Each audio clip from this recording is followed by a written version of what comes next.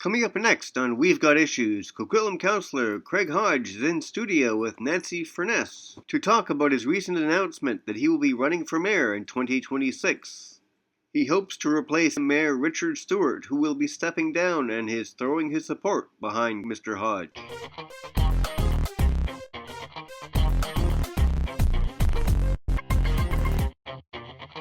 Thanks for joining us. I'm Nancy Furness, and this is We've Got Issues.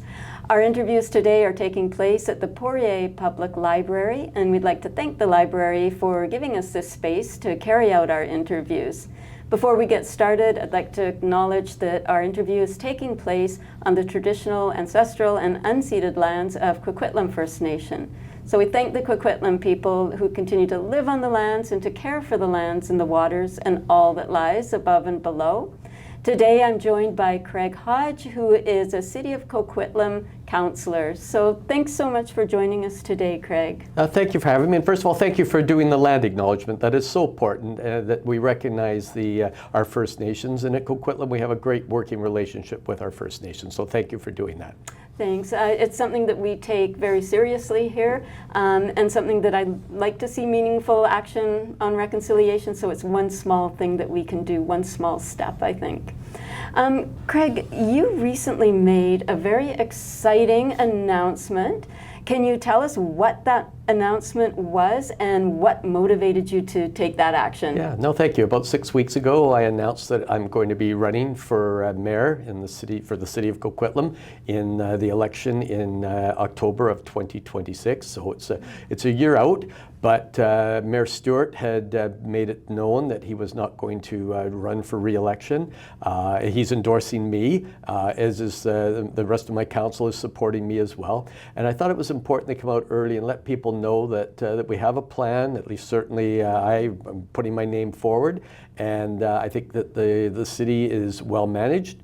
I think that we have a great council.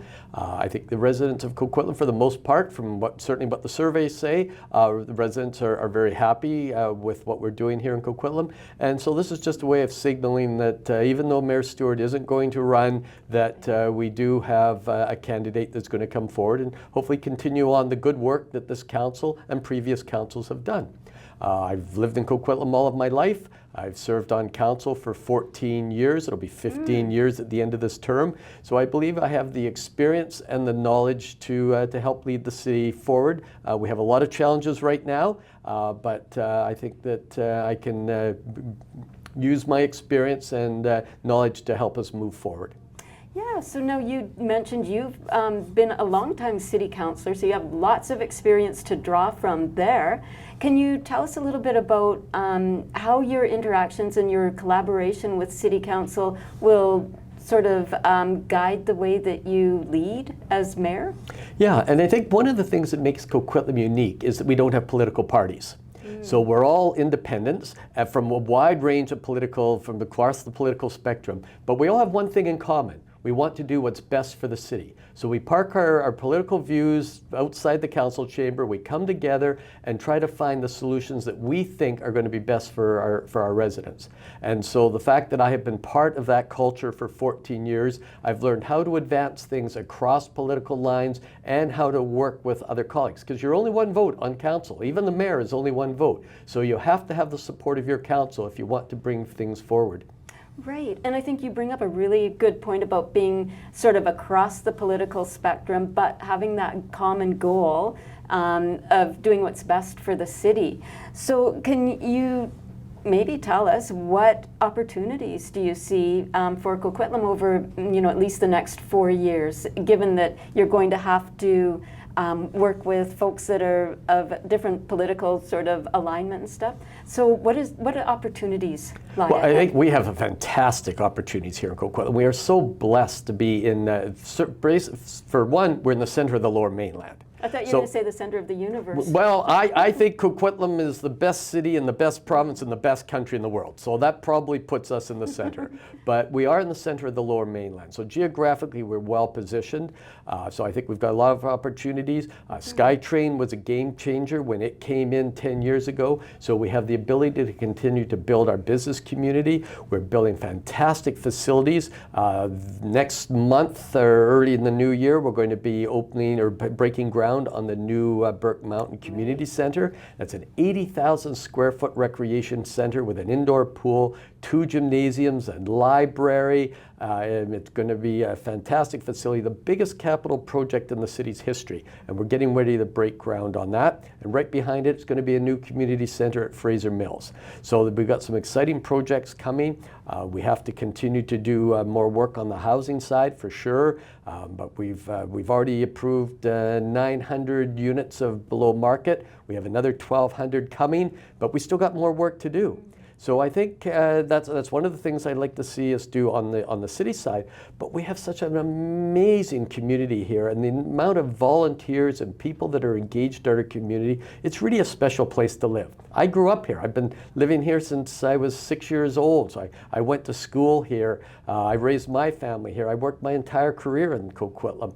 And so I am really excited about the future opportunities for our city and our residents. You know, that's a really good endorsement from somebody who's lived here for almost their entire life. And I think you're right. There are so many wonderful natural spaces, so many well thought out and well planned parks and neighborhoods.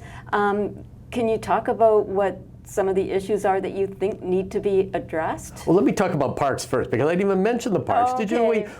We opened 18 new parks, revitalized 13 other parks. I sit on the Metro Vancouver Parks Committee. We just opened Widgeon Marsh Park, which is a fantastic park, 1.5 times the size of Stanley Park. And of all the land that we've saved, since I've been on council, we have acquired 180 acres of land for parks and environmental sensitive areas. That's like 90 football fields worth of land. And it's not just up in Burke Mountain, it's throughout our city. So we've done some amazing things, but we do have work to do. We do have some challenges. We have to do more work on affordable housing, keeping housing affordable. We have to make sure we keep taxes low so that the people living here today can still afford to live here. We still have some work to do on the homelessness issue, particularly down around 3030 Gordon. And we're also seeing a little bit more street disorder issues. Coquitlam still remains a very safe community, but people don't feel as safe as they once did. And so it's important that people feel safe. So, you know, I would say going into the next election, my top priorities are going to be affordability, housing, and public safety. Okay, so those are 3 really big areas. And I think, you know, Coquitlam is going to change over the next 10 years, and it has changed over the past 10 years. We're seeing unprecedented development. One of the things that we're hearing, and it's also near and dear to my own heart, is preserving the urban green space and the urban forest. We know it's so important for climate resilience, mental health, so many things. How will Coquitlam sort of find that balance given the constraints that you're working under currently? Yeah, and that's a real challenge. I mean, if you've read the Metro report, and certainly we had the report that came to council, and it says, you know, we have a good tree canopy in Coquitlam right now compared to others, but we're also at the risk of losing more tree canopy than anybody else because we have more to lose. So the challenge is going to be how do we save that, recognizing that we are a growing community. I had hoped that we would save more tree canopy in our residential areas where we have mature trees, and concentrate our growth in the centers around the SkyTrain. That's good planning. That's what Metro Vancouver is recommending. But now with some of the changes that the provincial government has brought forward, we're going to see more development in areas of our city that we weren't planning on it. Areas that we didn't have the infrastructure in place for it. We didn't necessarily have the schools planned there. We certainly didn't have the pipes in the ground. And we're going to be really struggling to how are we going to maintain trees in neighborhoods when you can basically build from the property line to the property line. And Metro Vancouver is actually now going to be doing a report on that. And I was very pleased that on the Regional Planning Committee they asked for that. The report is just, they're starting on the report. We'll see it next year. But it's going to talk about the challenges of putting housing throughout throughout cities and still maintaining the, both the tree canopy, but also just as important, the permeable soil. Yes. Because if we don't have the soil, there's no point planting a tree in the middle of an asphalt, a circle, if you don't have the soil and the rain water to both support it and also to provide a slower runoff. So I'm really worried about the impact that some of that's going to have. Yeah, I think that's going to be a huge challenge, and we're hearing that from a lot of residents as well.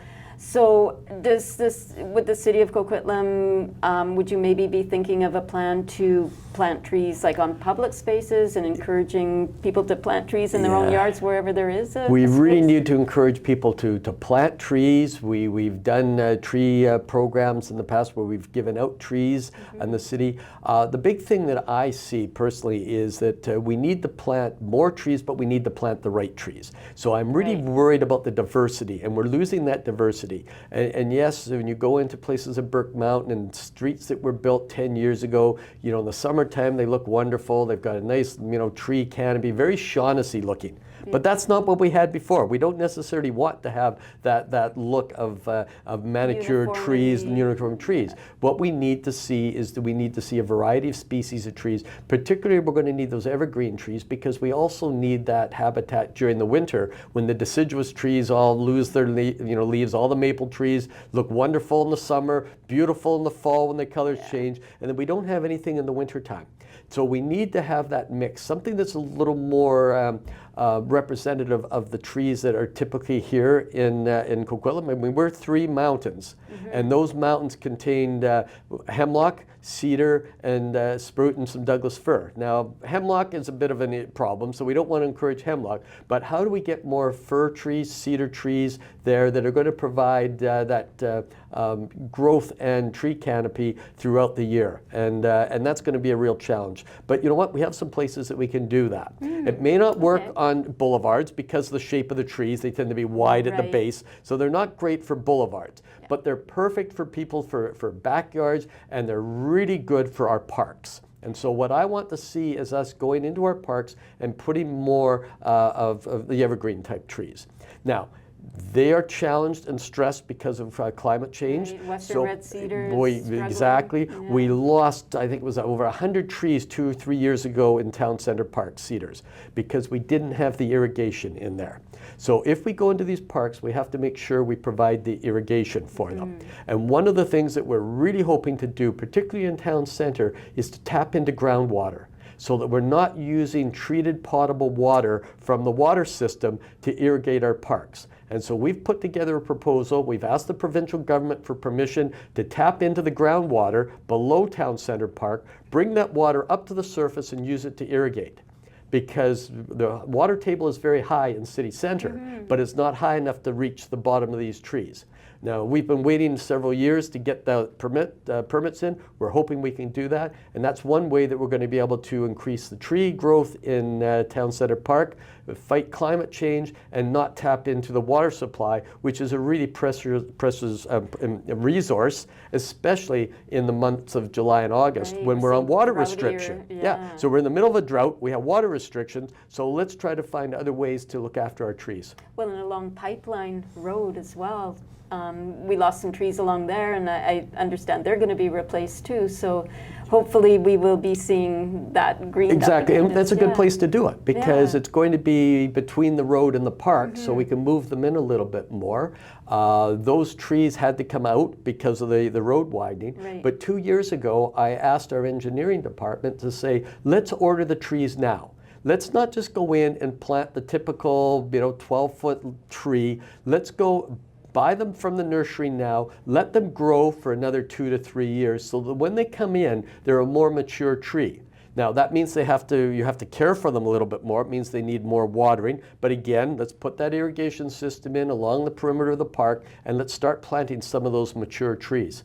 And I mentioned Pipeline because almost 2 years ago we had this conversation and you told me about that vision then. So it's wonderful to see We're going to do it. Yeah, no, thank you so much. You know, you're out in the community all the time. We see you at events, we see you out.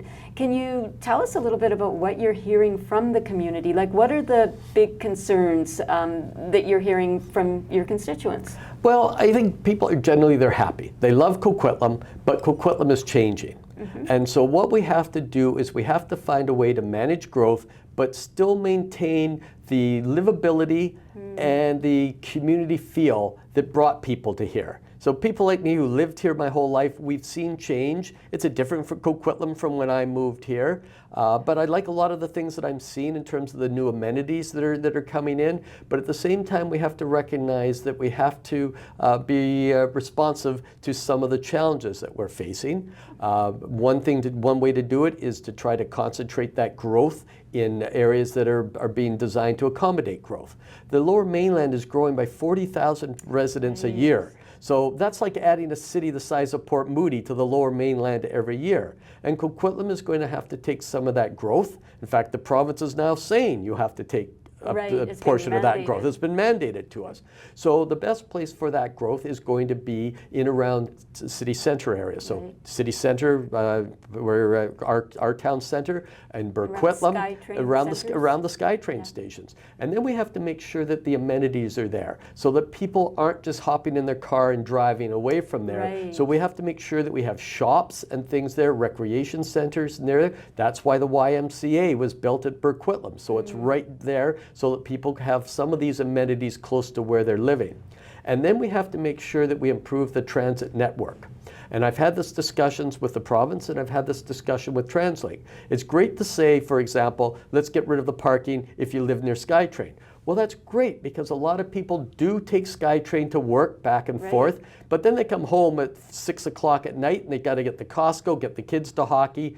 And we don't have the bus network to travel throughout our own community. It's not like Vancouver, where there's a bus on every corner or every 10 minutes or something. So we have to improve the transit within our community so that people don't need to have cars to get around. Not just to commute back and forth to work, but to actually get around our community, to enjoy our parks, get to our recreation centers, get to our cultural centers. And so that's what we really need to work on if we're going to accommodate this growth. So I understand a lot of the work that you did here in Coquitlam was with the local media. Can you tell us a little bit about that? Yeah, I mean, I first got interested in photography when I was at Centennial School. I worked on the high school newspaper, the Catalyst. And in my grade 11 year, I was offered a job at the Columbia newspaper, a daily newspaper. Remember the Columbia newspaper? I worked there for 10 years, and when it went out of business in 1984, I had an opportunity to go and work for the Maple Ridge News, and from there we launched the first edition of the Tri-City News. So I was there right from the beginning, helped to put the Tri-City News and its sister papers into got those published, and it was a wonderful career. I was after my 10 years at the Columbia, and I then went on and spent another 25 years at the Tri-City News, and I worked there till I retired in 2011 when I decided to run for council. But it was great to be involved in the community. It was great to be able to work in a community that I grew up in, but it gave me a real knowledge of the community, and I think that to this day still helps me. I think that is something that you will probably continue to draw on in the future. You know, it sounds like you are going to have your work cut out for you.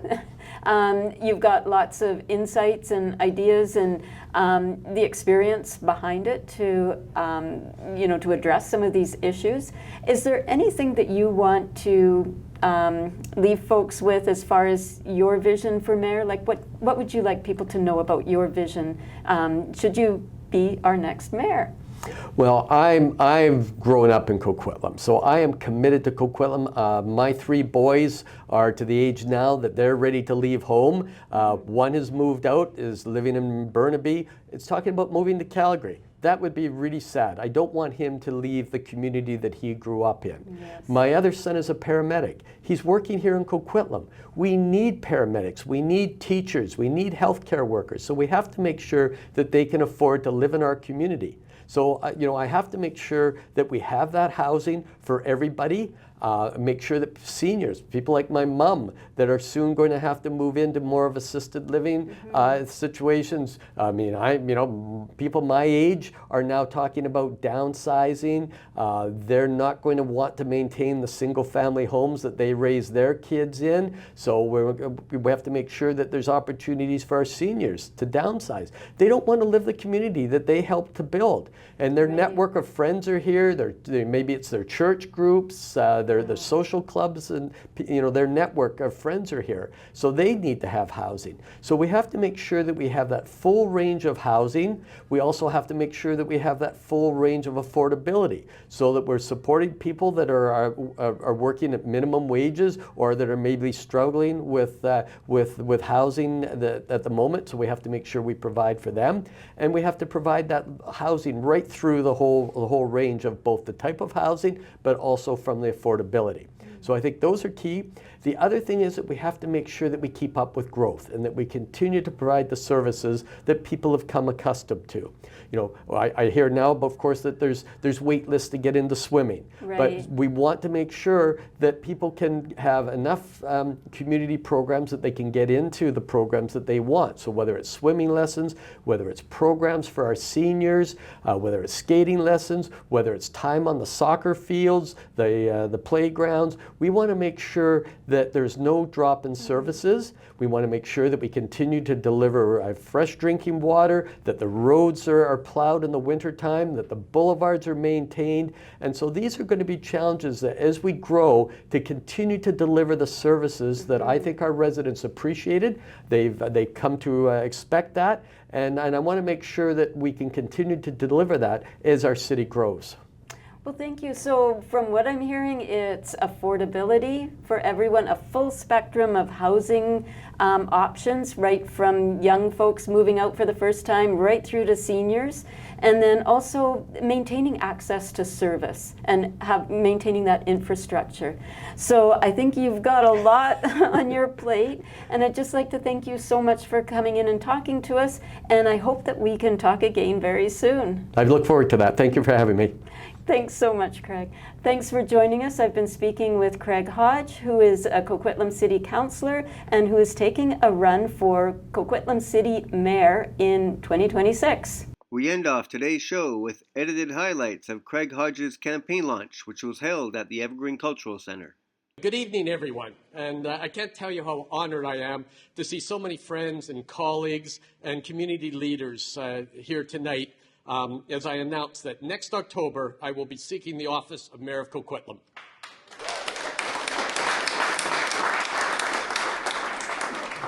I'm proud that our council has built a strong and respectful relationship with Coquitlam, and as your next mayor, I'm committed to continuing to build on that foundation. I was fortunate to serve for 15 years on council, with 14 years, and it'll soon be 15 with Mayor Stewart, and I'm deeply grateful that he's here tonight to help me kick off my campaign to be Coquitlam's next mayor. Coquitlam is well served by a mayor and 8 independent councillors who work collaboratively to ensure that the best ideas are brought forward and that the right decisions are made for our residents. Today, in announcing my intention to run for mayor, I want to continue the good work of this council to deliver new facilities, maintain services, and manage costs, and maintain our residents' quality of life as our city grows. I'm putting my name forward to be your next mayor because I believe we need experienced leadership and vision so that we can continue to make this the best city in this great province.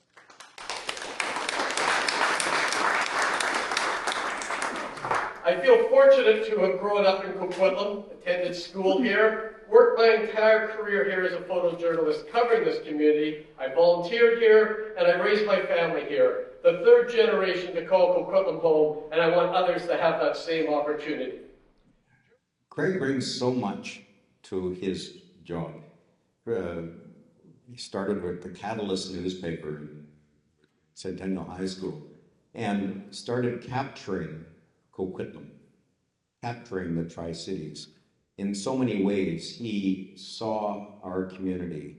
His perspective was brought to our community the archives, the heritage of our community. And so I'm so honored to have him as a colleague. I'm honored with truly the best city council I think anyone could hope for.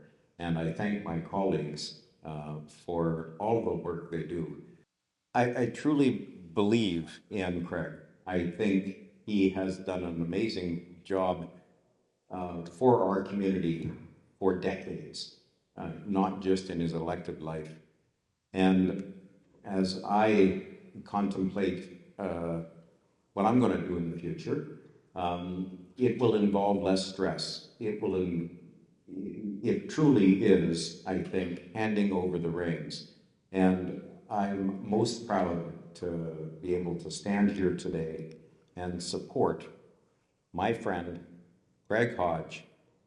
He stole some of the colors from my campaign, but they look good on him too.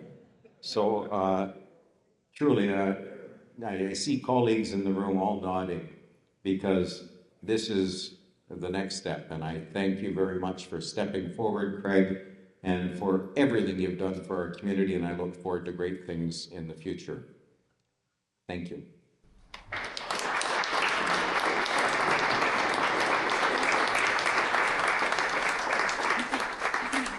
Is with being a mayor, so much of it is about being a coach. It's about having a vision for the city.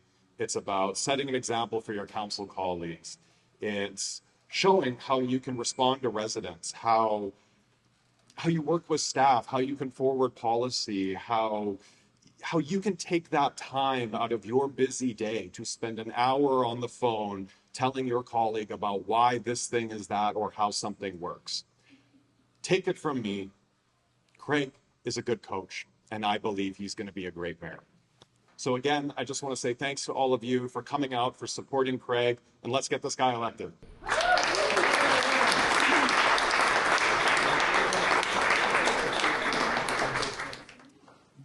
My dad worked many years as a newspaper photographer and knows the community like the back of his hand.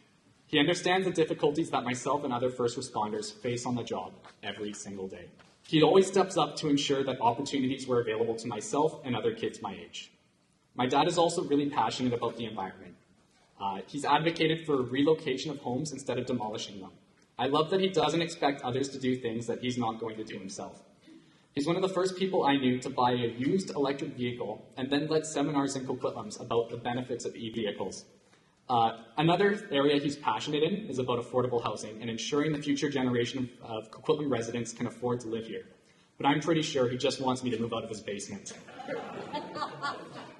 So why do you support Craig Hodge for mayor? Well, Craig Hodge has been someone that I've been following for a long time.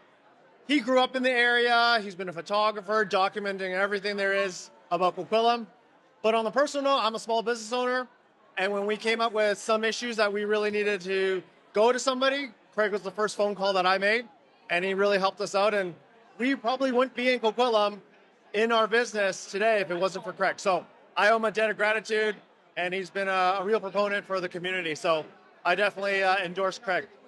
Craig's been engaged with our community ever since I've known him back in 2000. It's been 25 years I've known Craig, and he's one of the most switched on, engaged citizens that we have in Coquitlam, and a great guy. So fully support Craig, and I hope all of you do as well. And I think he fits very well. He's in the middle, he's not left, so he's not right. Always he makes a good decision. And I believe he can be a very, very good mayor of Coquitlam. And I can bring the people together, and I think great. I wish him a lot. He was very supportive of the Autumn Heights BIA with the executive director. He was supportive of the Coquitlam Terry Fox run when I was a coordinator there. And more recently, he was instrumental in getting the Bramble pickleball courts installed up on the Western Plateau. He knows how to get things done. He has integrity. He's smart. Can't imagine choosing anyone else. He cares about residents' interests. I support him. Thank you. I wish him success. Why do you think Craig will be a good mayor for Coquitlam? Because he's super solutions oriented in collaborating. He listens to everybody's point of view. And I think ultimately I've witnessed on council, we come to better decisions because we collaborate. And Craig is the master of collaboration and getting consensus and getting to the best solution. Craig Hodge is a diligent, incredibly hardworking, and detail-oriented community member. He grew up in this community, as did I, and I truly believe he knows this community as well as anybody. I think he'll be an outstanding mayor for our community. I think it'll really build on the legacy that the councils of the last 20 years have been able to build. I look forward to seeing Craig in a leadership role.